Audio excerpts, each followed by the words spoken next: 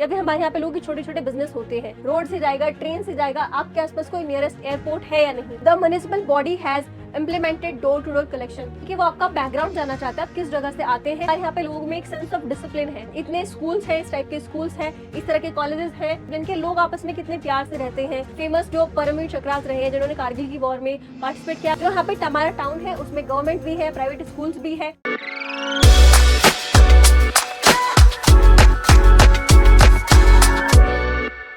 जय हिंद everyone, welcome to the new session of RWSSB interview. आज की वीडियो होने वाली है बहुत ज़्यादा इंपॉर्टेंट, क्योंकि इसमें हम डिस्कस करने वाले हैं इंटरव्यू में पूछा जाने वाला बहुत इंपॉर्टेंट क्वेश्चन। वो है tell me something about your place. मैंने पिछली वीडियोस में बता रखा है कि ये क्वेश्चन क्यों पूछा जाता है।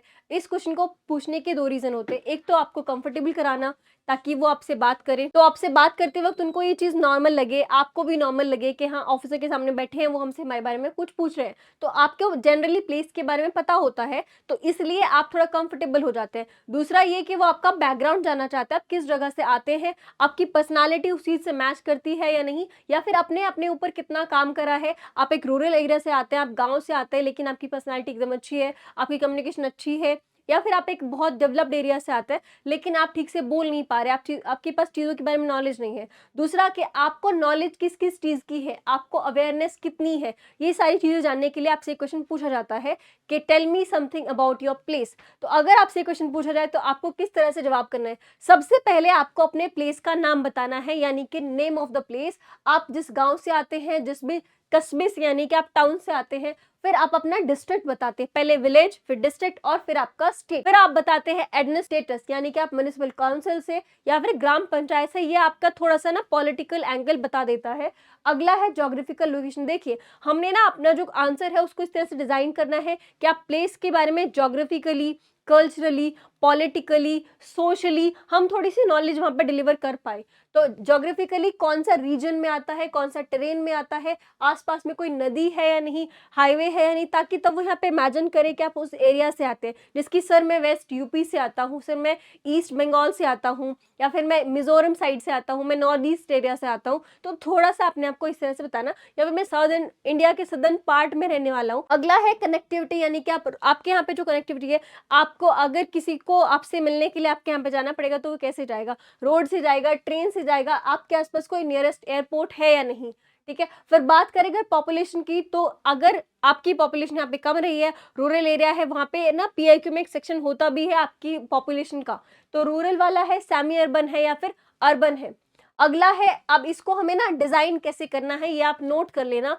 आई belong to this place a semi urban town, यानी कि आधा शहर है आधा गांव है, यानी कि डेवलपिंग वाली स्टेट में पूरी तरह से डेवलप नहीं हुआ, लेकिन लोग अपने आप को अपग्रेड कर रहे हैं, एजुकेटेड हो रहे हैं, डेवलप हो रहा है विद टाइम। अगला है डिस्ट्रिक्ट ऑफ, जो भी आपका डिस्ट्रिक्ट है, स्टेट का नाम है। इन डिस्ट्रिक्ट का नाम, स्टेट का नाम, Uttar Pradesh district, Bihar district, Rajasthan district, इस तरह से आप बता सकते हैं। It comes under a municipal council, या फिर अगर ग्राम पंचायत भी है वो भी आप बता सकते हैं। एंड इज लोकेटेड नियर, किस चीज के पास में है, जैसे इज लोकेटेड नियर NCR, यानी कि नॉर्थ सेंट्रल रीजन, या फिर आप कोई और फेमस सिटी के बारे में बता सकते हैं। The town is well connected by state highways, यानी कि जो मेरा गांव, मेरा जो शहर है, वो कनेक्टेड कैसे है, मतलब मोड ऑफ कम्युनिकेशन क्या है, इस तरह से आप बता सकते हैं। हाईवे है, रेल है, और which supports trade and daily commuting, यानी कि यहाँ पे जो लोग हैं उनका ऑक्यूपेशन क्या है, वो भी आप बता सकते हैं। आगे है दूसरा, सोशियो इकोनॉमिक कल्चरल स्ट्रक्चर आपको अगर बताना पड़े तो आप क्या बताएंगे। प्राइमरी ऑक्यूपेशन, लोग जो है ज्यादातर किस चीज में इन्वॉल्व रहते हैं, आपके यहाँ पे जो लोग हैं वो क्या करते हैं, एग्रीकल्चर में इन्वॉल्व है, इंडस्ट्रीज है, बिजनेसमैन है, या फिर सर्विस सेक्टर में काम करते हैं, यानी कि या तो हो सकता है उनकी प्राइवेट जॉब से या फिर गवर्नमेंट जॉब से। एजुकेशन फैसिलिटीज की अगर हम बात करें तो आप बताओगे कि हमारे यहाँ पे इतने स्कूल्स हैं, इस टाइप के स्कूल्स हैं, इस तरह के कॉलेजेस हैं, ट्रेनिंग इंस्टीट्यूट्स हैं। हेल्थ केयर फैसिलिटीज के बारे में आप बता सकते हो, अगर फेमस है तो सर हमारे यहाँ पे ये वाला हॉस्पिटल है, बहुत फेमस है, डिस्ट्रिक्ट हॉस्पिटल्स है। कल्चरल एस्पेक्ट से, जैसे कि आपके यहाँ पे फेस्टिवल, जैसे कि अगर वेस्ट बंगाल से है तो दुर्गा पूजा बहुत फेमस है ना, बिहार से है तो छठ पूजा बहुत फेमस है। आप इस तरह से हार्मनी और डिसिप्लिन के लोग आपस में कितने प्यार से रहते हैं, कितना डिसिप्लिन है लोगों में, कितने डेडिकेटेड है, उनका नेशन के लिए इस तरह से लव है, आप वो चीज़ें बता सकते हैं। अब आपके एरिया से अगर किसी ने डिफेंस में कंट्रीब्यूशन किया है, सर जैसे कि फेमस जो परमवीर चक्रास रहे हैं जिन्होंने कारगिल की वॉर में पार्टिसिपेट किया, अगर वो पर्सनैलिटीज़ आपके एरिया से है तो आप उनके बारे में मेंशन कर सकते हैं कि डिफेंस सर्विसेज में, स्पोर्ट्स में अगर कोई है आपके एरिया से, या फिर गवर्नमेंट जॉब्स में अगर कोई हायर अथॉरिटीज पे है तो आप वो भी बता सकते हो। अगला है इसको हम किस तरह से डिलीवर करेंगे। तो सबसे पहले है the local economy is supported mainly by agriculture and small businesses with increasing employment in service sector. The town has government and private schools along with a degree college and primary healthcare facilities. The population is culturally cohesive and places emphasis on education and disciplined life. यानी कि हमारे यहाँ पे जो economy है, जो लोगों के पास पैसा है, उस वो किस चीज़ से आता है, वो सिर्फ एग्रीकल्चर से आता है, या फिर हमारे यहाँ पे लोगों के छोटे छोटे बिजनेस होते हैं। ये आप रिलेट कर सकते हो, जो आपकी रियलिटी है, मैं सिर्फ एग्जाम्पल दे रही हूँ। और जो हमारे यहाँ पे एम्प्लॉयमेंट बढ़ रहा है, जो लोगों को रोजगार मिल रहा है, उसका रीजन क्या है, यहाँ पे जो सर्विस सेक्टर है। अब जो यहाँ पे हमारा टाउन है उसमें गवर्नमेंट भी है, प्राइवेट स्कूल्स भी है, हमारे यहाँ पे अच्छी खासी हेल्थ केयर फैसिलिटीज भी हैं, हॉस्पिटल्स भी हैं। और सर हमारे यहाँ की जो पॉपुलेशन है ना, वो बहुत कल्चरली मतलब एक साथ रहते हैं, उनके अंदर बहुत यूनिटी है। और यहाँ पे ना लोग अपनी एजुकेशन पे फोकस करते हैं, अपनी लाइफस्टाइल को इम्प्रूव करने पे फोकस करते हैं।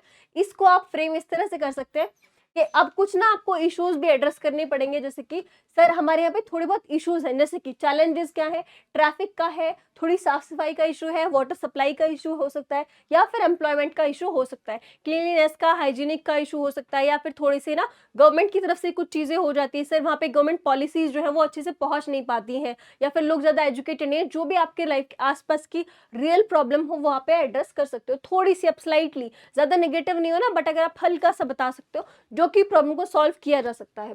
इसका मतलब होता है कि आप अपने आप में अवेयर हैं, आप जिस जगह पे रहते हैं आपको उसके बारे में अच्छे से नॉलेज है, और आपको पता है कि नेगेटिविटी भी क्या है वहां पे। अगला है पार्टिसिपेशन, लीडरशिप और रिस्पॉन्सिबल कंडक्ट। ठीक है, अब एडमिनिस्ट्रेशन सेक्शन में हम बात करेंगे तो इस तरह की जो स्कीम है, जैसे कि जीआई टैक्स हमको यहाँ पे मिला है, हमारे यहाँ पे अभी स्टेट में ये वाली स्कीम आई है, अगर आपको पता है तो ज्यादा अच्छी बात है। विद ग्रेजुअल अर्बनाइजेशन, यानी कि हमारे यहाँ पे अभी डेवलपमेंट चल रहा है, ये आप बता रहे हैं इससे। Waste management has emerge as challenge, मतलब कि जैसे कि डेवलपमेंट चल रहा है उसकी वजह से थोड़े से ना वेस्ट मैनेजमेंट ज्यादा होते हैं। The municipal body has implemented door to door collection, हमारे यहाँ पे जो म्युनिसिपल है, अब कॉर्पोरेशन है, उसने क्या बोला है कि हर दरवाजे पे जा करके वो चीजों को कलेक्ट करेंगे। एंड सेग्रीगेशन गाइडलाइंस, ये आप बता रहे हो कि गवर्नमेंट ने एक्शन क्या लिया है, जो हल्की सी नेगेटिविटी आपने बताई, अब उसको इम्प्रूव कैसे किया जा रहा है, उस पर एक्शंस क्या हो रहे हैं, उसके बारे में भी आपको पता होना चाहिए। आई फॉलो वेस्ट, अब मैं खुद भी सर अपने घर पे इस चीज को करता हूँ कि मैं जो कूड़ा होता है, सूखा कूड़ा, गीला कूड़ा, उसको मैं अलग अलग कर देता हूँ, जो कि पॉलिसीज में भी है, गवर्नमेंट ने भी वो चीज कर रखी है।